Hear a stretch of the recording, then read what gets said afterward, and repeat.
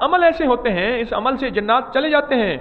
ये जो मैं अमल आपको दे रहा हूँ और दे चुका हूँ और आज उसकी तजदीद कर रहा हूँ, मैं सच कह रहा हूँ, ये अमल खुद धमकी है, ये अमल खुद गोली है।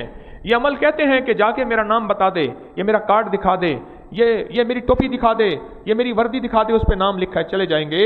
ये अमल वो है, जिन्नात चले जाते हैं, जादू ख़त्म हो जाता है, बंदिशें टूट जाती हैं। और जो जिन्नात के वार गुनाहों नाफरमानियों की शक्ल में हो रहे हैं या हो रहे होते हैं या होने हैं, उसकी हिफाजत का निज़ाम बन जाता है। ये अमल वो है।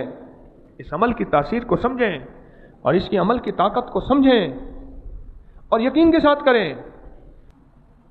अगर इस अमल को यकीन की ताकत से करें, यकीन की ताकत से करें इस अमल को, तो यकीन की ताकत से यह अमल जादू को उठा के तोड़ के रख दे, जिन्नात और वसवसों को खत्म करके रख दे, जो रोजी की बंदिश है उसको भी खत्म कर देता है।